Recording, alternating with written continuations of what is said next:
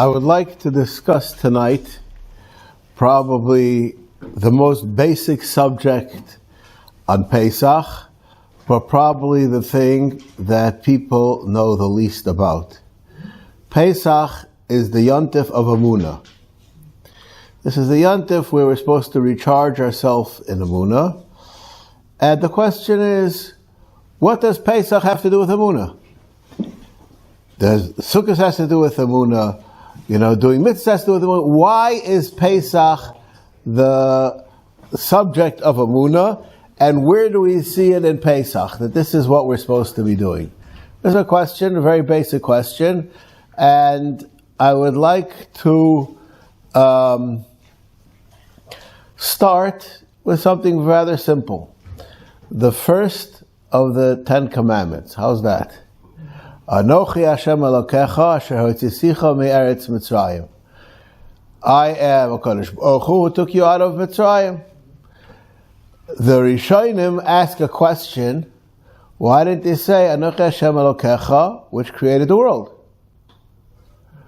Why are we speaking about Yetzias Mitzrayim? Why is that the first thing that we speak about? And we're going to have to understand that Yetzias Mitzrayim is something very special. I'd say that not only that, all of the mitzvahs, there are, if I'm not mistaken, 36 mitzvahs in the Torah that the Torah itself says these mitzvahs are Zecher Yetzias Mitzrayim. What is so exciting about Yetzias Mitzrayim? There were a lot of miracles that happened to Klal Yisrael. I don't know, even to make it a little bit simpler, the Haggadah, we say there were many more miracles that happened at the Yam Suf than happened in Yetzias Mitzrayim. So if you're talking about the miracles that happened, it's not the capital of miracles necessarily either. So why are we so bent on discussing Yetzias Mitzrayim? This is, I think, a very important question, and it deserves attention. What is there about Yetzias Mitzrayim that is so central? Not only that, there is a tefillah. When I was a bocher in yeshiva in America, in the month of Elul, there was a tefillah or some kind of a learning that was written by the Rosh, and it has in it about 20 sentences for every day of the week. There's Sunday, Monday, every single day. And one of the sentences that it says is, whoever doesn't believe in Yetzias Mitzrayim doesn't believe that Hashem created the world either. And it's it's a statement which he says it has to be. Ein lo yichud shalem. If you don't understand Yetzias Mitzrayim, you missed the boat. That's the question, and I believe this is something which is very important. What is it that we're supposed to be seeing in Yetzias Mitzrayim that is supposed to be the central theme throughout all of our religious activity? This is the question which I would like to address. I'm not the only one who addresses this. Is what I'm telling you comes from many different sources. But I'm just going to share with you a fascinating thought. There was a Rosh Yeshiva in Yerushalayim whose name was Rabbi Avrohom Baruch.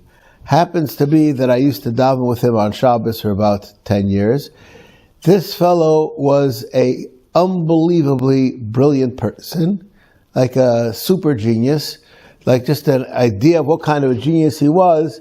His wife told him once on the way out to go to learn that he should take the garbage out. So he took the garbage bag, and he would think in learning, and he went to the Beis Medrash and put down the garbage bag right next to his shtender, because he didn't he just didn't realize. That's the kind of a person that he was, very absent-minded, but he was a brilliant person, and he was also, there was somebody who was a therapist, that whenever he had difficulties with people in therapy, he would go to Avrohom Baruch, and he would give him advice, or the patient advice, and never did it fail, his advice. One of the stories that they say over about him is there was this bocher that had thoughts of kfira, and this is something which was, before the Second World War, this is something which was very common in the world of yeshivas. Just to have you understand this, I call it like the Yetzer Hara, where does this come from?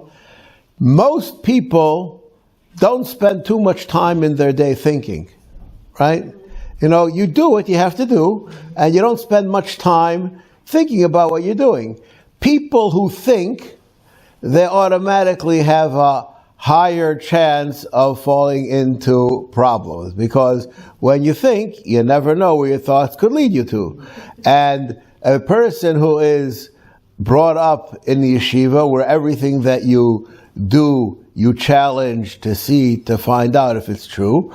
So this idea of how correct our way of life is a product of almost the yeshiva system itself. It usually works out. People in yeshiva usually get strengthened, but the fact is that being in yeshiva is a place which leads itself to have such kinds of questions much more than a person who is in a regular environment, because of the intensity and the thinking that's going on all the time. It becomes almost like a natural kind of a thing. And this bocher, he had these kind of thoughts, and he went to Rabbi Avrohom Baruch Zachariash, and Rabbi Avrohom Baruch Zachariash said, I have an idea. We're going to take care of your problem. Very simple.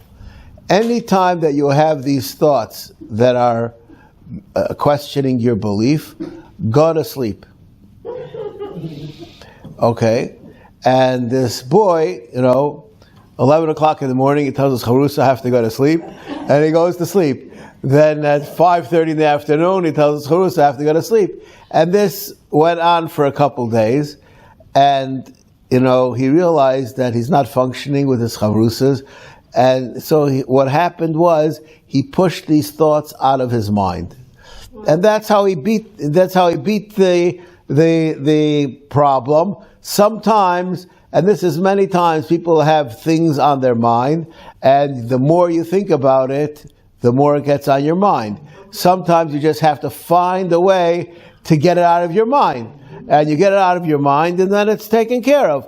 This is a trick, in different environments, this is done differently, but this is the idea, very simple way to deal with an issue. Now let's get back to the subject. What happened in Mitzrayim?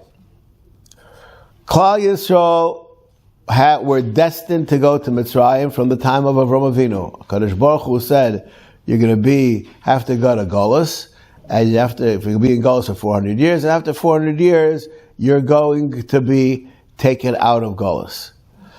Now, I'm asking a question over here, which I'm asking it rhetorically, but I believe that the question everybody has. Was there any point in going to Mitzrayim? Well, obviously. Yeah, obviously so, but what's the point? Yeah, what does that mean? To cleanse us from what our ways of thinking. Okay, do you think that the Shiftei Kah had needed a lot of cleansing? Okay, so I'm just going to share with you a thought which, in my opinion, basically encompasses all of Yiddishkeit. Probably, any other religion that I know of, people have their lives and they have their religion, and the two things are separate. You go to church on Sunday, or you go to wherever it is, the place of your prayer, and you act as a good person, in other things, and then everything is taken care of. But that everything that we do is a part of our religion that only exists in Yiddishkeit. Now, I would like to explain a place where this is expressed in halacha. The halacha is that if a goy wants to become a ger, So we discourage the guy from becoming a ger. We're not looking to have more Jews, which happens to be, this is unique to Yiddishkeit. No other religion has such a attitude towards converts. On the contrary, most religions are looking to have converts. We're not looking. We're self-satisfied being who we are. And if you were lucky enough to be part of the group, that's fine. If you weren't, that's also fine. But we're not looking to have you join. Okay? Now, when the person comes to Bezdin to be Megayer, so the halacha is that we teach him mitzvahs kalos and mitzvahs chamuros. We tell him about mitzvahs chamuros, which you could all imagine in your own minds what could be a mitzvahs chamuros. And we also teach him about mitzvahs kalos, easy mitzvahs. Why would you teach somebody about easy mitzvahs?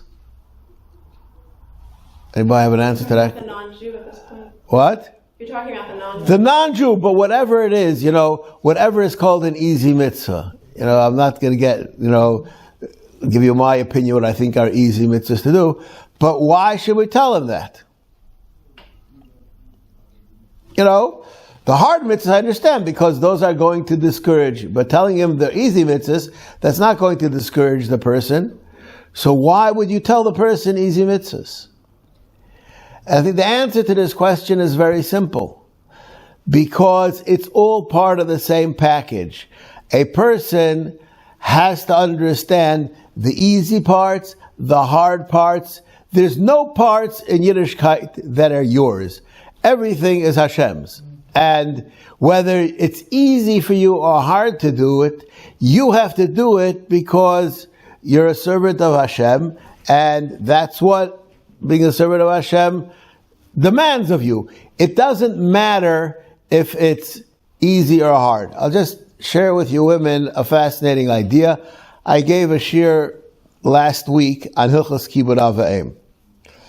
And I said in this shir a fascinating thought, which there is a machlokes haposkim about this, but there are many poskim who say, a person, his father says, would you please get me a coffee? And he readily goes and gets a coffee. So if I were to ask you, does that person get credit for Kibud Av V'Em? I would imagine you'd all say yes. Not so simple. The halacha is, mitzvahs d'oraisa, a person has to have kavana to do the mitzvah. Right? If my wife asks me to give her a coffee and I make her a coffee, am I makayim the mitzvah of Kibud Av V'Em? No. Now if my parent, who I like very much, I love, asks me for a coffee and I make them a coffee, why should I be makayim the mitzvah of Kibud Av V'Em? Did I have in mind to do the mitzvah of Kibud Av V'Em? In other words, I would do it on my own volition also, because I think it's the right thing to do. If somebody asks you a favor, if you could do it for them, especially somebody you like, you would do it. Now, do you stop to think, I'm going to be right now makayim a mitzvah d'oraisa of Kibud Av V'Em? I don't think most people go through that thought process. According to some poskim, if you didn't go through that thought process, you're not makayim the mitzvah. Okay? It's a fascinating idea. There's nothing that I said that we don't know. Just when you put it together in this spot, it makes you have a totally different understanding. That means, what I just said in English, is that when somebody is machabed their parents, they are serving Hashem, right? That's basically what I said. And if you think when you're being machabed your parents, you're not serving Hashem, then you're not in the ball game of Yiddishkeit, right? So let's say for you, the mitzvah of Kibud Av V'Em is an easy mitzvah. But if you don't understand that you're doing it because it's a mitzvah that the Torah demands of you, then you miss the point. Then you're not a full servant to HaKadosh Baruch Hu. You think you have time out. There's no time out. This is an idea of what does it mean to be an Eved. Those who learn Gemara are aware of the fact that an Eved has no possessions. Whatever the Eved owns belongs to his master. Okay? And this is like some parents tell that to their kids, that you don't own anything, and whatever you own belongs to me. Okay, I'm not going to get involved in that subject, how true it is, where it's true, but the bottom line is that a person believes that they have a certain amount of autonomy. I exist, and I have a right to be. And even if I'm willing to donate 95% of my life to HaKadosh Baruch Hu, that's me that's donating it. Right? That's 100% wrong. It's not yours to donate. It's not yours. It's Hashem's. Your life is, it's like a person owns a car, and one day the car says, "Okay, I'm leaving." It doesn't go. What? Yeah, just say leave, and it leaves, right? That's 10 years from now, that's for sure will be true. But I'm just saying, it doesn't have an existence of its own. It's chattel. It's something that belongs to the master. So too, our lives don't belong to us. They belong to HaKadosh Baruch Hu. And even the things in our lives which we enjoy, and we have a right to enjoy them, but we have to understand that it comes with a preface that this is what HaKadosh Baruch Hu allowed us to do. This is a very important idea. Now, this idea for a person to be selfless, that takes a lot of conditioning. Even a person who wants to be selfless, it's not easy. That's what you need a Kur HaBarazel for. Not because the person doesn't have good midas, doesn't want to do the right thing, but all of those things you're doing them not because you want to do them, you're doing them because Hashem said to do them. And I'll just tell you where you all know this idea. The Gemara tells us that when the Torah was given to us on Har Sinai, HaKadosh Baruch Hu put the Torah like a barrel on top of Klal Yisrael and said, either you accept the Torah, or I'm going to kill you right here and now. Har Sinai? Har Sinai, right? So the question is, they said Nasa v'nishma, right? Mm-hmm. So why afterwards do we have to have this threat? The answer is, you could be that you decided to do it, but at the end of the day, you have to understand that you became a Jew because Hashem forcing you to do it.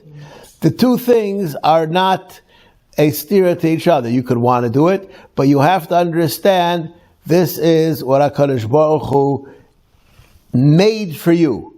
This is part of being Jewish. And I would just like you to know that Chazal tell us, if I'm not mistaken, the Ramchal, the person who wrote the Mesilas Yesharim, writes about this someplace, and I just saw recently somebody else. HaKadosh Baruch Hu liked Avrohom Avinu because of all the good things that he did, or just liked Avrohom Avinu? And the Ramchal proves HaKadosh Baruch Hu liked Avrohom Avinu because he liked him. The fact that he did good things was just icing on the cake. And this is what we say in the Haftarah, Esav is a ach leYaakov. Even if Esav will act exactly like Yaakov, HaKadosh Baruch Hu will still love Yaakov and despise Esav. That's because who we are, we have that connection to HaKadosh Baruch Hu, which makes us close to him and makes him close to us. And Esav, even if he will actually act just like another Jew, it won't help. He won't become loved by HaKadosh Baruch Hu. This is just like, just make this a little bit more humanistic, a person who has a daughter, and your friend has a daughter.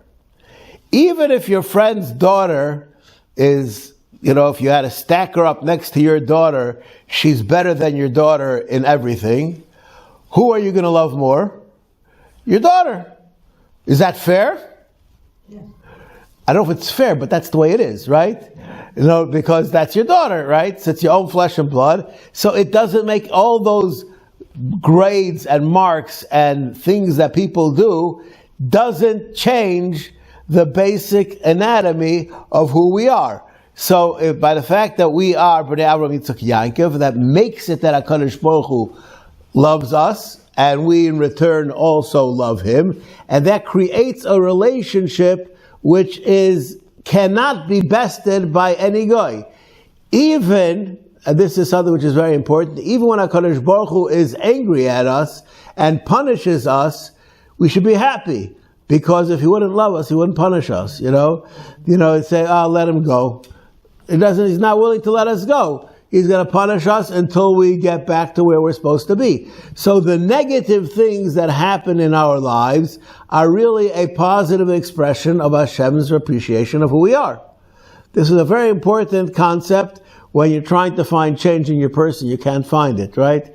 You have to know that HaKadosh Baruch Hu is testing you to see, are you going to realize that HaKadosh Baruch Hu is the one that made this happen?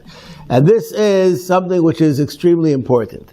So on Pesach is the time that we understand that we are created different. The Vilna Gaon writes about this, and he says, the world of Teva was created in 6 days. The 7th day was Shabbos. Klal Yisrael was created from Yetzias Mitzrayim. That means that we are on a different cycle altogether than the rest of the world. Our existence is not like the existence of other nations or some kind of offshoot of that. Our existence started from square one when we left Mitzrayim. And this is the basic part of our foundation. It doesn't mean that the purpose of our creation was for Pesach. But this is when we got our name and our mission of what we're supposed to be doing in our lives. This is what Pesach is about. Now, I'll just say, from the things which I find amazing, I'm not going to get involved in it, in the particulars of it. Out of all the things of the Leil HaSeder, the thing to me that is the most amazing is that word Seder. Everything that happens the Seder night has a specific time, a specific place, and a specific way that it's supposed to be done. This is extremely fascinating. Even, I'll just use this as a mashal. Shulchan Aruch, right? What could be, so demanding about Shulchan Aruch? You're supposed to Yontif, you're supposed to enjoy yourself, and you should eat a meal. And then, in my family, we have this minig that we eat hard-boiled eggs, right? What is that? Why can't you just have a Yontif meal that you enjoy? The answer is that even our Yontif meal that we enjoy, we understand that it's also part of the service that we have as Avodim to HaKadosh Baruch Hu. This is the Aleph Beis that we have to understand. And this goes throughout everything. I just share with you a halacha, which I find an amazing thing. People are not aware of it. The Ramah in Shulchan Aruch discusses that you have that little kid that says Manishtana, right? Do all the adults have to say Manishtana also, or is it good enough that that child said Manishtana? Okay, well, there are actually two minhagim. Okay, the halachic minig is that you don't have to say it, and the reason why, I'll tell you the reason why, is Manishtana is not part of the Haggadah. Manishtana is what preempts the Haggadah. By these questions being asked, it promotes that we speak about the answers to these questions, which are the Haggadah. So, this is those who say, this Mishnah Berurah goes with this approach. Those who say that you don't have to say it, it's because it doesn't even exist. The Gemara speaks about a case where a person asked the people by the table if there was somebody who had a servant and he let him go, what would happen? Would he have to give him praise or not? And they said yes. They said, okay, we don't have to say Manishtana tonight. No, the question of Manishtana is very not relevant to the Seder night. It has to do with communication. The light of the Seder, the subject of the Seder is communication. We are obligated to communicate. And this is why the Seder is done derech Shaila Tshuva, because, as a kid will tell you, everybody enjoys a story. When something is said over b'derech shayla tshuva with a story, then people get involved. And the subject of the Leil HaSeder is not to process information. That's a mistake. The subject is to be emotionally attached. It's something totally different. And this is something which is very important because people on the Leil HaSeder, they promote information. In my opinion, that's not using the Seder night the best way that it can. I'll just share with you, probably about 15 years ago, someone in this shul, before Rosh Chodesh Nisan, approached me. And he said, I have 6 children, and I'm preparing now for Leil HaSeder. And he said, he gave me a list. I have 1 child that needs help in this area, child needs help in this area, and he gave me each child's need. And he said to me, maybe you could give me a Dvar Torah to bolster each one of these points, so that I come to the Seder, I can say a Dvar Torah and have a specific child in mind for that Dvar Torah, and have that child actually gain directly from the Seder, because there's going to be a piece that's dedicated to him in particular, which is a fascinating idea. And since then I've had other people that have asked me to do this too, but it's a very important thing. People buy the Seder. I'll just tell you, my father ran the Seder for many, many years. He prepared. My father-in-law ran the Seder. They prepared. Now, your prepare is not only to answer the questions that people ask you, because the questions that people ask you, you could know the answers to them. The people who are big Talmidei Chacham, they know the answers to most questions that they are asked. But how does it become something that becomes part of you? The Leil HaSeder. That is what we have to do. This is what I call from the mitzvahs kalos. The Leil HaSeder, we spoke about before, what are the mitzvahs kalos? I think the Leil HaSeder is on the mitzvahs kalos. Now, I didn't say that it's easy to prepare for the Seder. I didn't say that it's easy to eat all those kazesim. I didn't say to do the Seder is easy. But if I were to ask you, you understand it? You get it? Do you want to do it? You'd say yes, right? What I'm here to tell you tonight is that's wrong. You're supposed to be saying, Hashem wants me to do that, right? That's the point.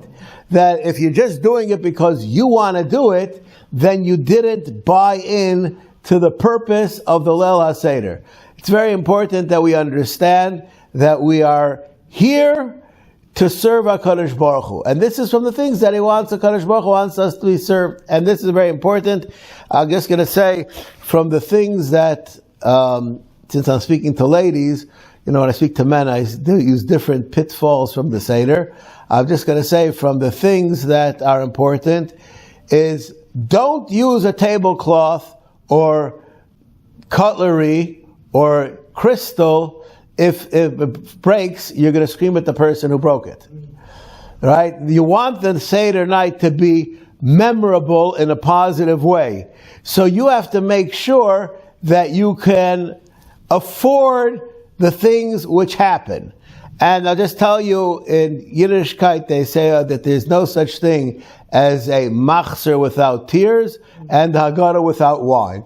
Wine spills at the Seder all the time. I don't think that there's ever been a Seder that didn't happen. So you have to expect it in advance. And you have to prepare for it. It's very important. How to prepare for it, that depends on many other factors. But a person has to know you're going to have people there, and you are supposed to be representing a person who is doing it right. Okay? Now, I would just say, whatever it is, the glass, the tablecloth, if I were to ask you in advance, are you willing to spend that amount of money so that your Seder should go without any, ruffles in it? You'd say, for sure. So, okay. So just put it into the cheshbon in advance. Those are the things that can happen. And it's it's a fascinating thing. I was once at a Seder, and a kid knocked down something very expensive, and the Balas Habayis just, didn't pay much attention to it. And somebody asked her, doesn't it bother you? She said, I took it into account beforehand. This idea is something that we can all do, but you just have to think about it in advance. And this, it's not my Seder, it's HaKadosh Baruch Hu Seder.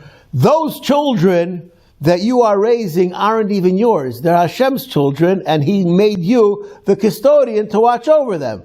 So, if you were in an institution and somebody broke something from the institution, how annoyed would you be? You wouldn't be so annoyed. So why should it be that when you're the one it's your institution, that you're getting annoyed? Now, this is true not only in the negative sense. I've been at a Seder when somebody says a Dvar Torah, and I say, that Dvar Torah really affects me positively. When you say that to somebody, you make them feel unbelievably good, right? In other words, it's not that I say, that's the deepest thought I ever heard. No, I'm not talking about that. It affects me. It affects me means that you accomplished the purpose of the Leil HaSeder. We're walking into the Seder, and the purpose is that we should come out, invigorated and connected to HaKadosh Baruch Hu. Invariably, there will be things that are said by the Seder which will affect you. Now, I will just say, in my parents' house, the Magid took rather a long time. Shulchan Aruch almost didn't exist. And when we were kids, we would have all these divrei Torah we wanted to say, and my father would say, you could be Yotze Magid during Shulchan Aruch.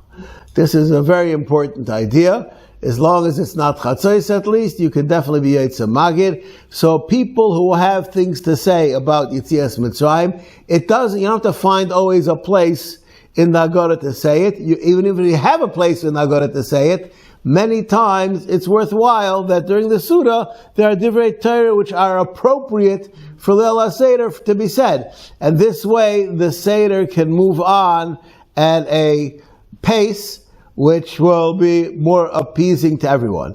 And this is also true when you have, people ask me, when you have a Seder with people of different ages, how do you run such a Seder? You just have to divide it up. There's times for this, and you have to make sure that you have something for everybody. That's all. These are things which are very important, and even though I don't think any ladies over here are going to be running the Seder, these are things that you, sitting on the side, can also orchestrate how things work, that everybody is able to have what they need from the Leil HaSeder. But the most important thing is that you have to have the people walk out recharged.